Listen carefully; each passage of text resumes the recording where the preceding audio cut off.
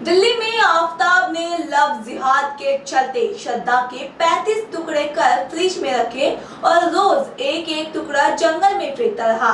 इस घटना से पूरा देश हिल गया है, जिसके चलते नागपुर में ऊर्जा फाउंडेशन द्वारा श्रद्धा को श्रद्धांजलि दी गई और आफ्ताब को जल्द से जल्द फांसी देने की मांग भी की गई।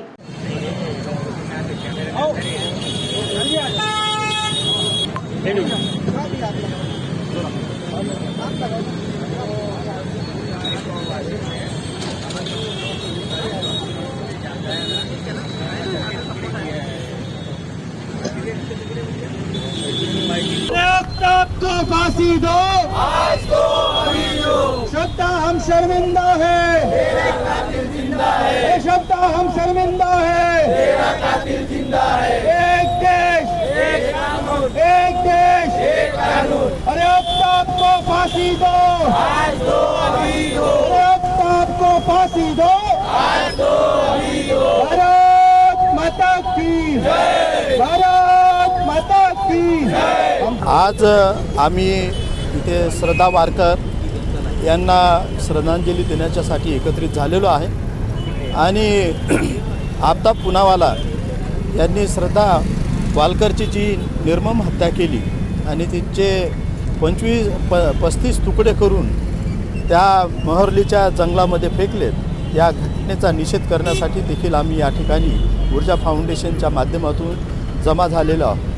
आम्ही या घटनेचा निषेध करतो आहे, कारण ज्या पद्धतीने श्रद्धा वारकरचा खून करण्यात आला, खून झाला, परंतु अत्यंत निर्ममतेने श्रद्धाचे त्या आफ्ताबने 35 तुकडे केले आणि 35 तुकडे त्यांनी एकाच दिवशी जंगलामध्ये टाकले किंवा पुरले असे नाही, तर फ्रीजमध्ये ठेवून रोज एक तुकडा तो रात्री 2 वाजता जाऊन जंगलामध्ये टाकत होता।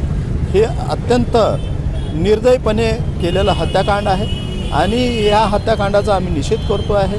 श्रद्धा वारकर हिला आम्ही श्रद्धांजली अर्पण करतो आहे आणि आफ्ताबला फाशीची शिक्षा झाली पाहिजे अशी मागणी देखील या ठिकाणी आम्ही करतो। पहले तो हमें बहुत खेद होता है कि हम बारंबार ऐसे विषयों पर सड़क पर उतरते हैं और देश का युवा हिंदुस्तान में रहने के बाद में अगर ऐसे विषयों पर सिर्फ सड़क पर उतर कर नारेबाजी करेगा तो देश का भविष्य कहाँ जाएगा आप समझ सकते हैं। मैं बात कर रहा हूँ श्रद्धा वारकर, जो घटना घटी है दिल्ली में, रहने वाली मुंबई की लड़की थी, प्यार हुआ, सब कुछ हुआ, ठीक है, लेकिन ये विषय बार बार आकर के सुई की कांटा वहीं क्यों अटकती है कि आफ्ताब, अब्दुल, हमीद, इन सभी के ही पास में आगे क्यों जुड़ती है। तो इसका कारण हम समझ सकते हैं ये कहीं ना कहीं लव जिहाद का विषय है, ये कहीं ना कहीं जिहाद चला करके विषय चलाया जा रहा है और पर्टिकुलर एक विषय को लेकर के। लड़की, नो डाउट लड़की की गलती थी कि उसके बहकावे में आ गई, लेकिन उसके बाद में वो एक सच्चा प्यार करने के बाद में उसके पास गई और अपने माता पिता को संस्कार को साइड में रख करके उसके साथ गई। उसके बाद में उसे क्या मिला, उसका परिणाम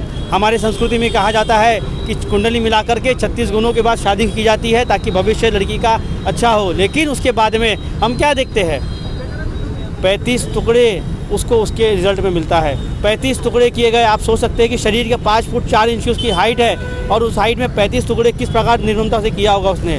वो करने के बाद, और उसकी डिमांड क्या थी, एक छोटी सी मांग थी, उसकी मांग यह थी कि मैंने आपसे प्यार किया तो आप शादी करिए, लेकिन उसका सिर्फ मकसद ये था लड़की को 2 रुपये के यूज एंड पेन की तरह यूज़ करो और उसे फेंक दो।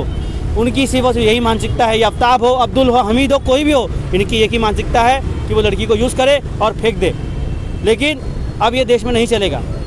इस देश में एक देश एक कानून ज़रूरी है। हम देखते हैं दुबई में से केस में कि यहाँ चोरी होने पर भी हाथ काटा जाता है, रेप करने पर प्राइवेट पार्ट को काटा जाता है, लेकिन एक हिंदुस्तान ऐसा देश है जहाँ रेप, बलात्कार ये सब करने के बाद में भी 5,000, 10,000, 1 लाख, 2 लाख पैसे दे करके अपराधी बाहर घूम रहा है। और कहीं ना कहीं दूसरी एक श्रद्धा एक शिकार होने के लिए आज भी मैं दावे के साथ कह रहा हूँ कहीं ना कहीं तैयार हो रही है। इसीलिए जब तक इस देश में एक कड़ा कानून नहीं बनता, एक कड़ा ऐसा कानून नहीं बनता कि जिसमें लोगों की रौंक खौफ जाए ऐसा गुनाह करने के लिए, अगर हमारे घर की बेटी है, सबके घर में बेटी है, हमें संस्कार सभी को अपने अपने बच्चों को देना होगा कि ऐसे लव जिहाद का शिकार से बचे और ऐसे अब्दुल, हमीद, आफ्ताब, अब्दुल इन सब से बचे और आने वाली पीढ़ियों को इससे सबक लेना होगा। धन्यवाद।